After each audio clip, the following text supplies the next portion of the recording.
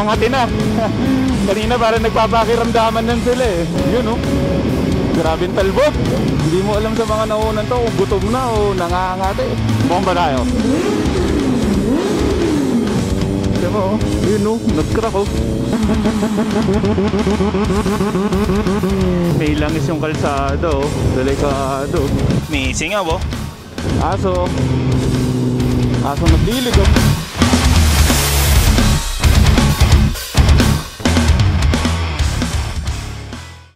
What's up guys? Good morning. Kompleto na kami. Papunta tayo ngayon ng Kabyang. So tara, samahan nyo kami.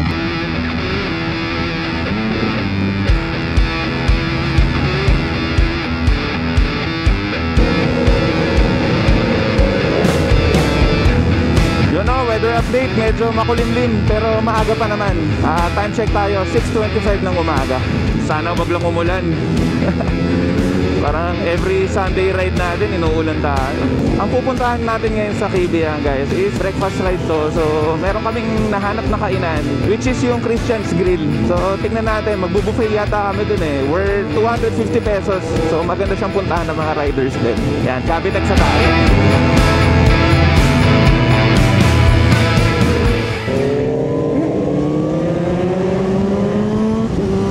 Tanggal kati tayo.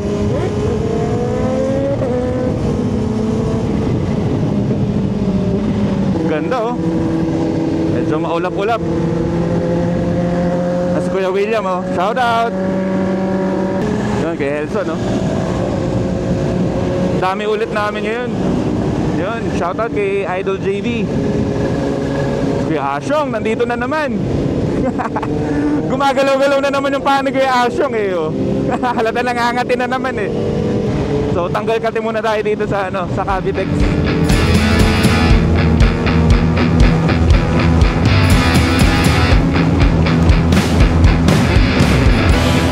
Kasi bilis lang, tollgate na agad tayo. 73 pesos na pala yung ano dito, tollgate. Yun. Time check tayo, 6:34 ng umaga. So bale meron pa tayong 57 kilometers na babayin papunta dun sa ano, papag-breakfast na natin. So 1 hour and 30 minutes halos. Yun. Si Kuya Ray nasa unahan no. Sumasabay kila Kuya Andy oh. Kila Kuya William. So syempre as usual, traffic na naman dito papunta sa Kabyang. Sana hindi lang umulan. Yun oh, Kuya Ray Moto. Dami namin oh.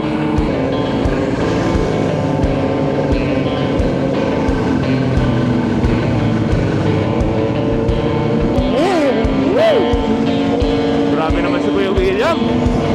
Aga-aga nagwiwili.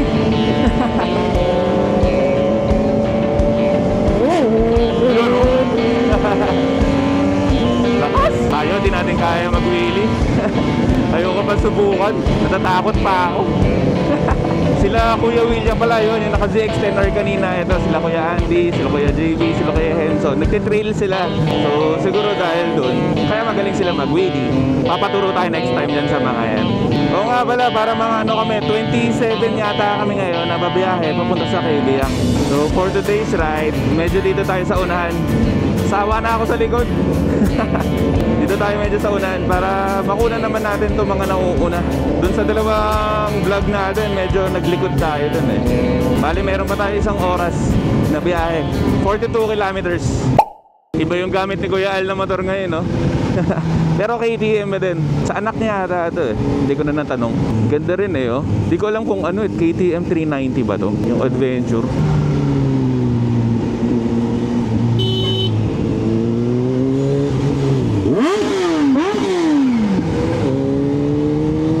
Lalim nun oh. Parang swimming pool na. Parang swimming pool na sa lalim. Yan, sa nakikita naman natin, medyo clear yung weather natin. Sana magtuloy-tuloy. Sana hindi mabate. Si Kuya Asyong ganun na naman eh no. Solid umo-overtake eh. Yun oh. Kulit ni Kuya Asyong eh. Yan, ito sa may Petron. Dito, pakaliwa tayo dito. Yan o, pumoste muna kami dito para walang lumagpas. Kasi marami na ipit ng traffic eh. Yan, nagdadatingan na sila. Yun o, si EJ. Ayan o, Scenic Knock. Gray Moto. Yan o. Yun si Doc. Oh, okay na yata eh. Oh.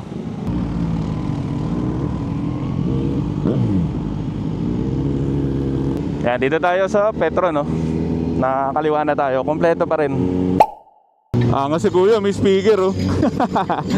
May dalang speaker eh, no? So ETA namin is 8:11 ng umaga. Saktong breakfast yun. Pero medyo gutom na ako ngayon. Oy, nakasagasa tayo ng patay na pusa. Yun, si Elso, no? Nagwiwili na rin. Yan, first turn tayo. Paakyat ng Kaybiyang.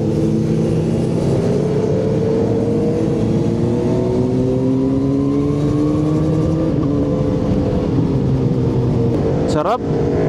Wala masyadong kasabay dito sa paakyat. Siguro medyo maaga pa. 7:32 pa lang ng umaga.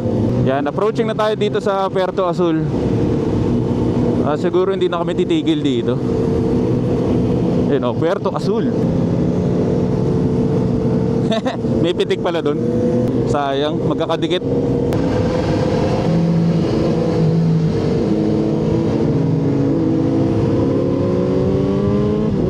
Yun oh, habol na tayo sa mga to. May mga nangati na.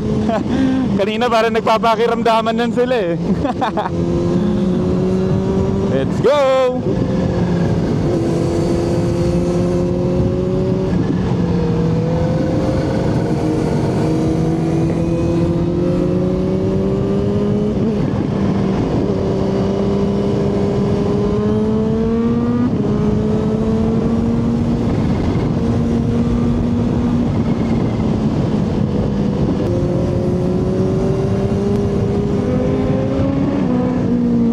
Shout out Kuya William, tataw din eh. Medyo matalbog lang, nakakatakot. Yun oh, grabing talbog. Tumatalon eh.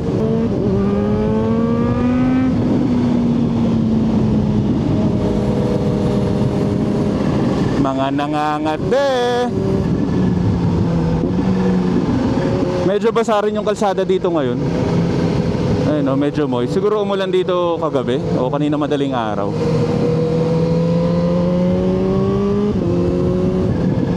Hindi mo alam sa mga nauunan to kung gutom na o nangaangate. Opya. Pakaliwa na tayo dito sa papuntang Kaybiyang.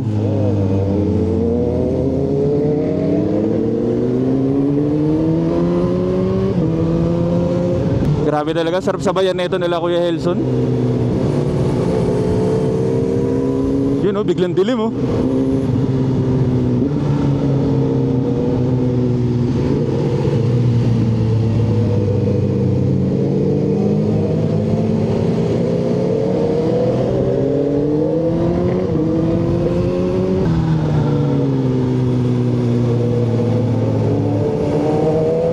Idol, sa side na yung tuhod ni Idol ah.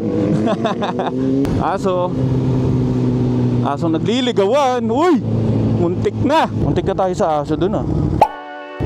Dami rin tao guys. Dito na tayo sa sa Kaybiyang Tunnel.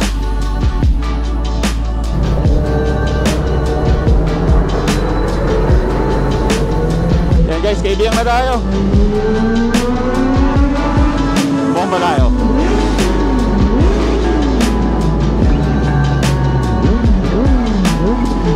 Shout out.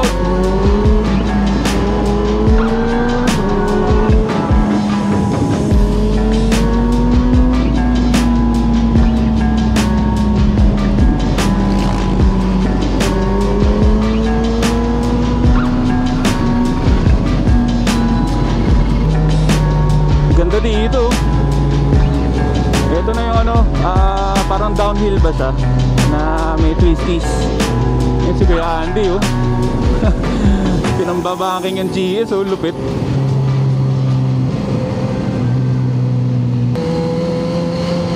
Talbog.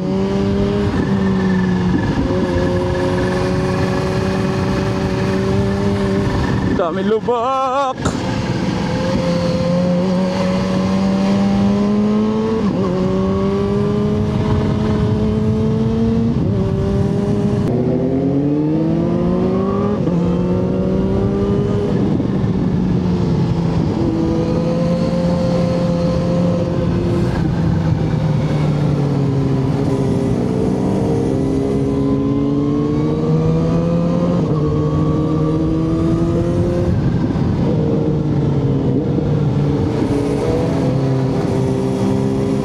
Yun oh, sarap oh, medyo maaraw na. May sinag na ng araw. Galing nito ni Kuya Andy, no? Laki ng motor niya, GS. Pero nababanking niya na maganda. Oh, approaching na tayo guys ng last turn.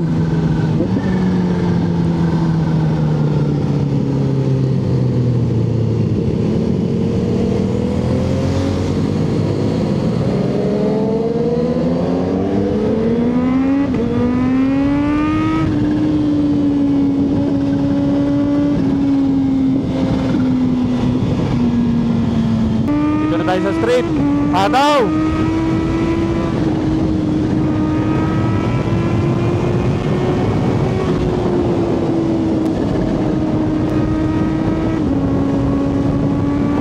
Oops, may mga aso lang.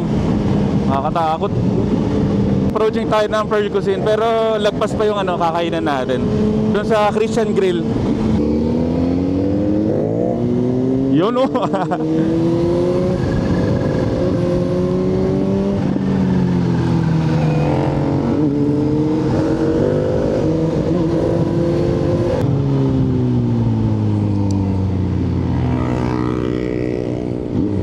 Dami rin tao pala.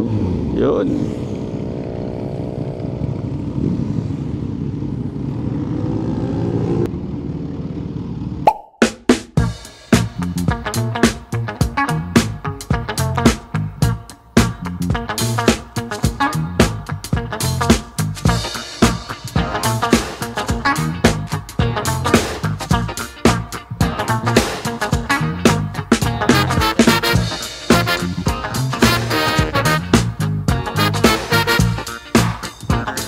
So guys, nakakain na tayo dito sa Christian's Grill and Resto Bar. Solid kumain dito. Bali yung buffet nila, breakfast buffet nila is 250 pesos lang. So biyaheng ano tayo, pa Indang para medyo paikot. Hindi na kami magbabacktrack pabalik dito sa Kibiang Tunnel.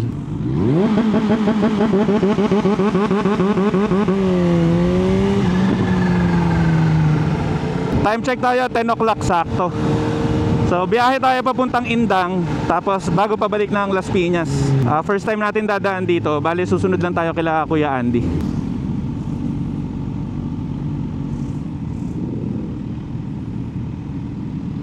Yan, pagas muna tayo. Bawas lang tayo ng dalawang bar ng gasolina. Tumakbo tayo ng 93.6 kilometers. So paggasolina muna tayo dito. Medyo mahal ang gasolina dito, no Kuya? 58. Alright, saktong 300. So simula sa Las Piñas hanggang dito sa may sa may kinainan namin, bale 5 liters yung naubos niya. Napakaliwa tayo dito. East-West Service Road.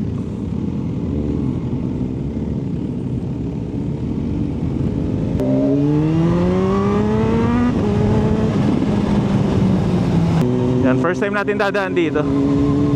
Mabuhangin lang dito. Tapos medyo basa. Sa gilid. Ito talaga minsan yung maganda eh, yung nadadaanan mo yung hindi masyado nadadaanan. Ito mo, yun oh, nag-crack oh. Yun nga lang, medyo delikado, lalo na siguro pag naulan dito kasi daming landslide na area. Ang pangalan pala ng kalsada to, Kay Titinga. Kay Titinga Magallanes. Parang wala masyadong nadaan nga dito sa kalsadan to. Usually kasi ang ikot, yung bago Kalatagan, tapos pakaliwa. Tapos yung madadaanan niya doon yung Twin Lakes, pag sa Tagaytay. Eto, hindi ko alam baka ang daan namin yata dito is Aguinaldo ang labas. River crossing.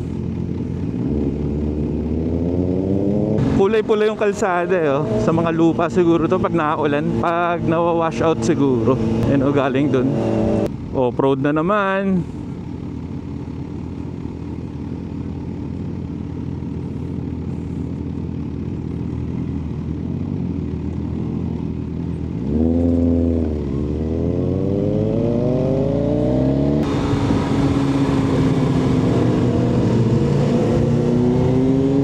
May langis yung kalsada delikado. Haba nung langis Medyo maganda din yung dinaanan namin kasi wala masyadong kotse. Pero dumadaan kami sa mga maraming bahay. Pero unlike naman dun sa Kung magba-backtrack kami tapos sa may bandang Imus, sa may Kawit, medyo traffic. Ito at least bagong daan. May nakikita na tayo dito. Ano ba to? Matagbak Road pala to. Yung tinatahak namin. Matagbak. Yan. Amadeo na daw.